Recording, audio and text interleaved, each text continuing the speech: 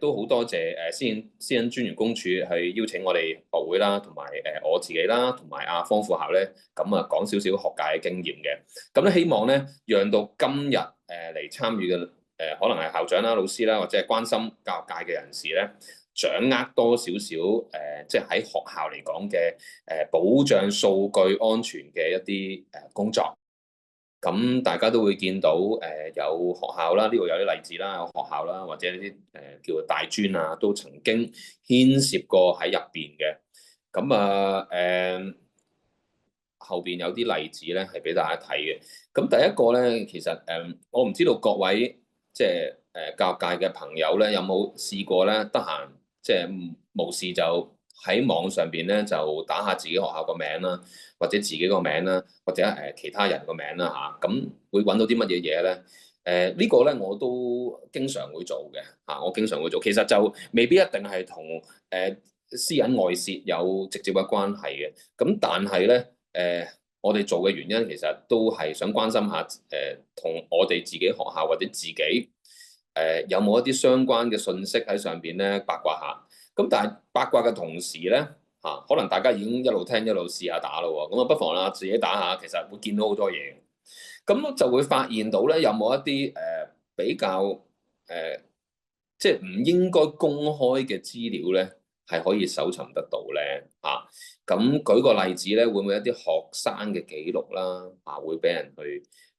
分享咗出嚟咧？有冇啲資料咧，其實係有機會係校方我哋平時可能係學生一啲個人嘅資料啦甚至乎而家成日講嘅一啲 SEN 嘅資料咧，會係即係喺網上面見得到。咁但係又大家唔好咁擔心住，因為咧其實好可能咧未必係我哋學校自己嘅一啲保安上嘅問題。因為可能有啲資料咧，我哋係 pass 過俾其他機構，而其他機構咧又未必做得咁完善，咁而之後公開咗嘅。咁但係當然啦，係要處理嘅。咁點樣處理咧？就頭先專員都講咗啦，我都唔詳述。咁但係大家就會係有一個意識即係好緊要意識，就係我哋要經常咧去留意一下我哋喺個學校入邊嘅唔同嘅數據咧，有冇好容易俾人 access 得到啦？咁呢個係一個好簡單嘅小測試咧，其實幾有趣啊！咁如果學校入邊咧，其實真係好多唔同嘅人士咧，係要去負責呢個同數據安全有關嘅。而個重點咧就係、大家都真係要邊做邊學嘅，因為數據安全就唔係話個個都係 IT 背景出身啦。咁就算係 IT 背景出身，喺而家資訊科技發達又有 AI 嘅情況底下，其實好多嘢咧都係日新月異，我哋未必咁掌握嘅。咁所以都係一個團隊去合作啦，即係由IMC 啦究竟佢本身有冇一啲嘅授權同埋有監督直至到校長同副校長咧，其實係要做把關嘅工作啦，亦都要有學校嘅一啲 data privacy 嘅政策啦，有冇提醒同事啦，有冇對於唔同嘅一啲處理上即係例如一啲校內嘅內聯網啦、伺服器嘅設立啦，或者使用唔同網上嘅平台，校長、副校長有冇一啲嘅察覺同埋意見俾翻同事咧？呢個都係好緊要嘅。咁而最前線當然係 IT 負責人啦，咁有可能係老師啦，同埋 technician 咧，其實就係每一日都會接觸得到，亦都每一日咧都會收到好多真係實際要處理嘅情況。咁例如點樣去設置access right firewall 呢一啲咧，都係負責 IT 嘅同事咧係絕對需要去處理嘅。咁到最後就正如我所講啦，上面嘅人咧夾埋都係一隻手指數晒校長、副校長、IT 嘅同事兩隻手指都夠㗎啦。咁大部分咧都係我哋嘅老師同埋學生，而有時往往咧就係可能係呢一大撮嘅人嘅好少部分咧係有唔小心我相信咧喺教育界入邊都係唔小心㗎啦。咁亦都或者係甚至乎佢自己都唔知道，就產生咗一啲數據外泄嘅情況啦。咁我哋點樣去教育教師點樣去遵守甚至乎學生佢都要留意咧。咁呢個好重要咁頭先都講過學校咧係有非常之多一一啲嘅資料咧係存放嘅。咁有冇嗱？我哋又唔會諗啊入邊有冇用啊，有冇一個價值嘅？其實有冇價值呢一樣嘢咧係建基於唔同嘅 scenario 嘅啫。咁所以咧就唔一定係銀行先至係最值得俾人去攻擊嚇。同埋而家基本上咧所有嘅機構咧其實都掌握咗好多個人資料嘅，因為即係例如喺學校學校情況呢度有我哋即係簡單嚟講啦有6種咁有好多資料咧，大家都耳熟能詳㗎啦。咁但係舉個例咧，例如閉路電視嘅資料咧，其實都係一個好重要嘅，即係唔可以泄露嘅資料啦。究竟乜嘢嘅人員可以睇到啦？究竟啲嗰個餅帶可以擺幾耐啦？即係個意思，即係嗰個檔案可以存放幾耐啦？如此類推咧，其實都係好需要我哋係去關注嘅。咁再講到相片嘅運用錄影片，即係可能有時拍咗啲短片咁究竟點樣去存放，點樣去公開，其實原來都係有好多人去關注嘅。因為而家都好多人咧會係留意下究竟我哋嘅活動擺咗上去之後，會唔會有一啲嘅地方係會即係可能你話樣啫唔緊要啦，咁可能學生都 OK 嘅，咁但係會唔會有其他嘅情況係泄露咗佢嘅一啲唔想講俾人聽嘅私隱咧？即係例如舉例，如果嗰個活動寫明係for 一啲叫做特殊學習需要學生嘅活動，咁又見到同學仔嘅樣喎，咁係咪最合適咧？咁我相信咧，大部分學校都唔會咁做㗎啦，因為即係通常都會有另外一啲嘅名啦，或者根本上就唔會公開當中嘅資料嘅。咁喺學校嚟講咧，其實有好多方法去儲存嘅。咁我哋就要好小心去諗唔同嘅儲存方法咧，其實係 serve 唔同嘅 purpose 嘅。咁亦都冇一個方法係啱晒，因為大家如果熟悉資訊科技嘅話咧，都明白到越方便嘅工具咧，其實佢帶來嘅隱患咧，一定係越高嘅。例如我哋成日擺喺一啲公開嘅 cloud 上邊咧。當然係好方便啦，屋企都可以 access 得到啦。但係好明顯知道咧，佢背後最容易出現一啲即係安全嘅隱患嘅。咁及後可能有學校嘅內聯網就會比較保安啲啦。咁但係其實學校嘅內聯網咧都未必係最安全㗎。大家都明白啦。有時老師都唔記得log out嘅。咁如果俾學生甚至乎有心人係可以用到佢未 log out 嘅 transaction 個 section 去用到佢入邊嘅資料係 access 得到咧，會唔會都有問題咧？咁呢啲地方咧，其實係反而我哋要提醒老師同埋同事咯。咁當然亦都有一啲server 咁都要係注意翻，究竟邊一啲同事係可以 access 到入邊嘅內容咧？咁要小心去設置得到。咁特別係我都會要留意啦。咁平時我哋好多網上嘅嘢會 share 俾校內嘅同事嘅，留意一下 share 嘅時候，最方便當然係淨係話 share to all 啦。咁但係亦都代表住咧唔知咩嘢人咧係可以入得到嘅，因為只要係嗰個 organisation 會唔會佢都入得到咧？咁都要留意。咁最後咧，其實特別要講就係紙本咧，其實都係學界經常用到嘅。咁都唔好睇小喎，因為紙本咧都再有好多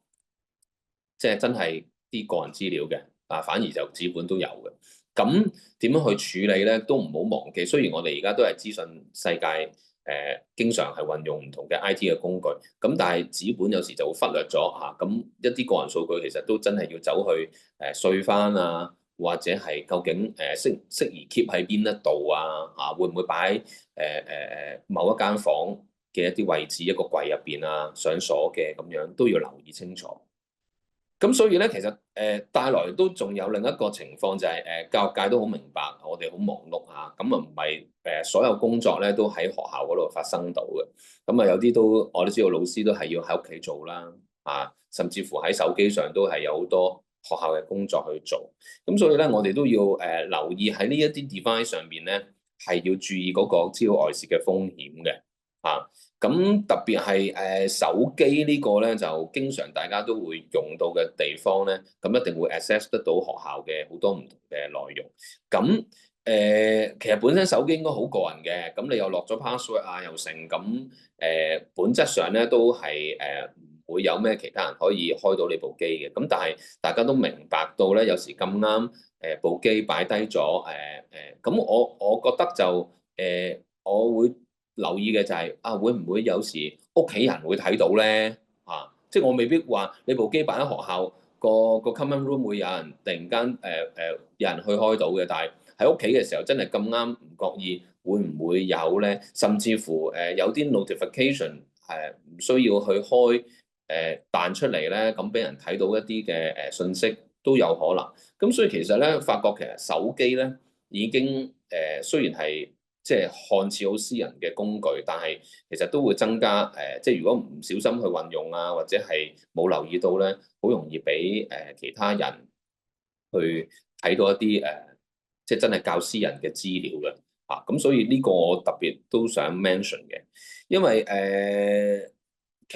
另一個咧就你講緊舊時就會多啲就係而家就應該冇乜老師帶隻手指翻屋企去做嘅，即係除非好重要嘅資料啦。咁不過好重要嘅資料，我覺得都唔應該帶走嘅，都喺學校處理啦。咁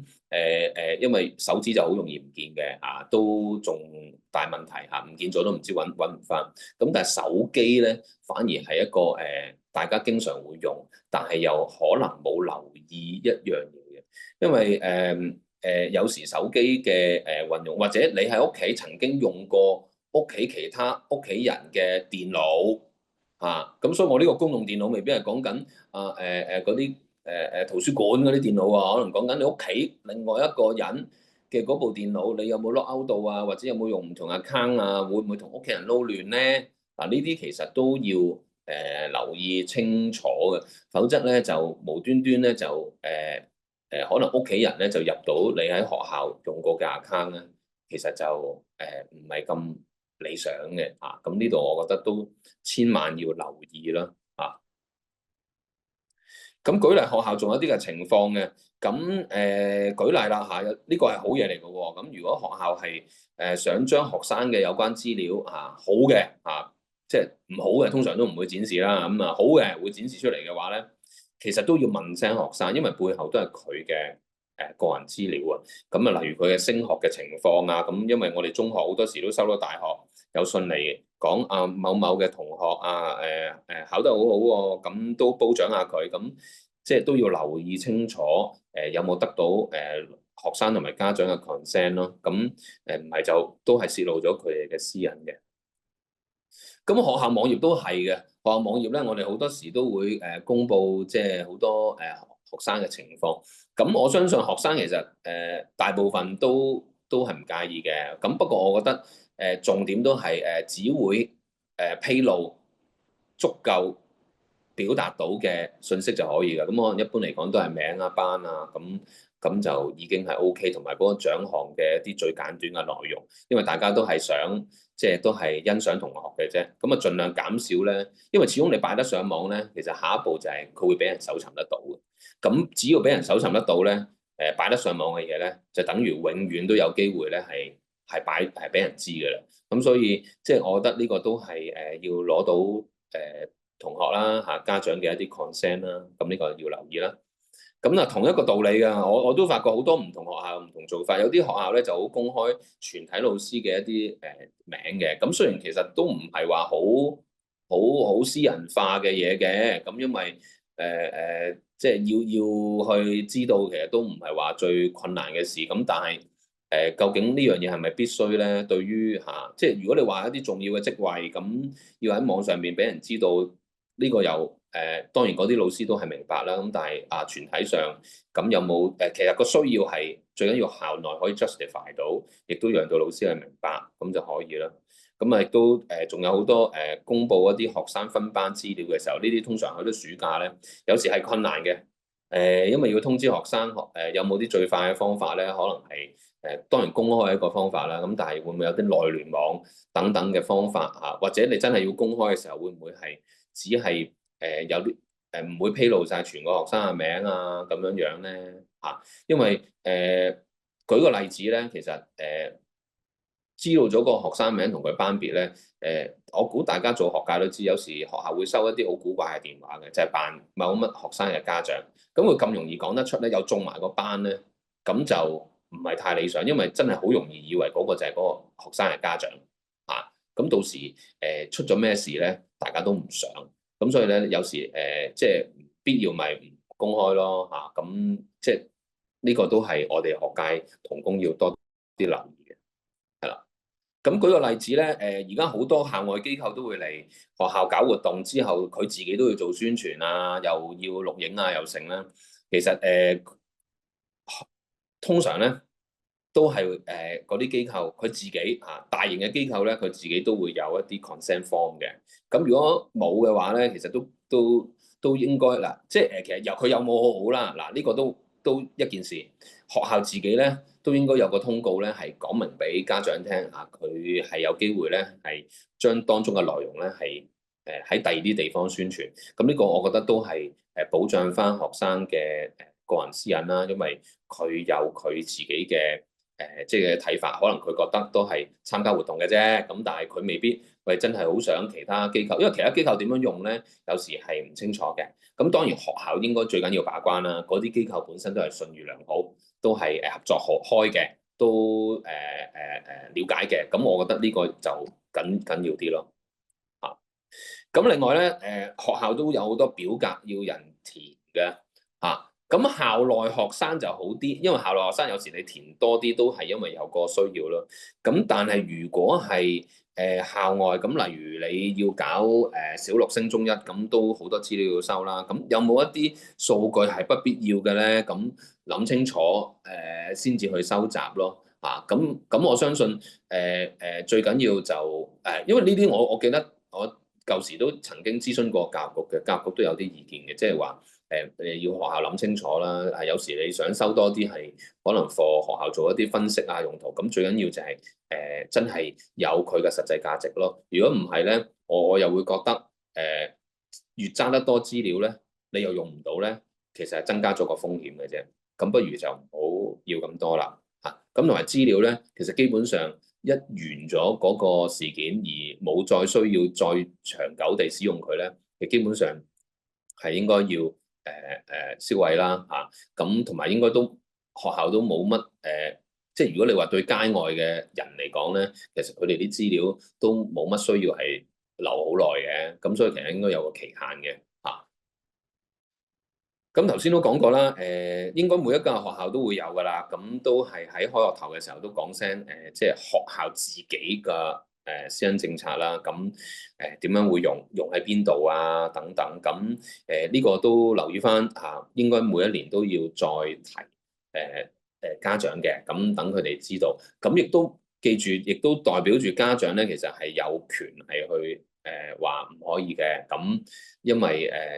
你問得就佢係有嗰個權，咁但係當然我都明白其實通常家長都係信賴學校啦，咁好多時即係都係認同學校一啲嘅做法，咁所以但係我覺得個知情權同埋攞到佢嘅同意咧，係我哋學界嘅時候要注意，即係我自己會覺得就問多一句或者喺通告上提多一次係安全啲咯，咁當對最後有咩情況發生嘅時候咧，家長都會明白，或者學生都會清楚，其實大家都係有商有量過啊。始終我覺得教育界就大家做嘅嘢唔係因為有商業用途，所以咧未必係話去到好極端嘅。咁另外就要有一啲處理資料外泄嘅措施啦。咁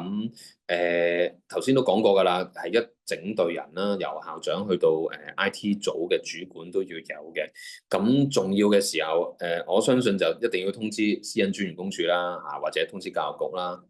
甚至乎係即係IMC 啊呢啲都要去通知啊。如果已經發現到有呢一啲嘅情況，咁盡量係將嗰個影響咧減到最低咯咁呢度我相信都係可以參考私隱專員公署都有唔同嘅一啲嘅指引，咁大家都可以係到時去用翻啦咁我呢一部分咧，最後有個結語嘅咧，就係要大家去留意一樣嘢咧，就係有好多時咧，我哋就成日講所有資料外泄咧，都同 IT 有關，其實就又唔一定喺 digital 嘅世界全部發生嘅。咁啊好多嘢咧都係咁啱係可能喺紙本。舉個例子咧，其實有機會咧，有時老師揸住有一張 hard copy 係有一啲let's say 屬於學生嘅一啲資料，唔一定好個人嘅，但係嗰啲都唔應該好公開嘅。咁啱嗰張紙唔小心留低咗，可能喺間房，咁其實已經有嗰個風險㗎啦，係咪？因為其他人執咗就已經有㗎啦嚇。咁呢一啲情況，我哋又即係真係要提同事咯，即係嗰個 awareness 咧係應該係 holistic 嘅，唔係話啊淨係將佢交俾 IT 嘅部門就處理喺 digital 世界嘅情況咯。咁應該係喺學校入邊，我哋隨時都有呢個警覺性，同埋咧大家都係互相係去支援啦，去講翻俾學校聽咧，邊一啲地方咧有機會係需要去留意 data privacy 嘅情況。咁所以咧都我個部分就去到呢個位，咁我就會交翻俾阿方副行嘅。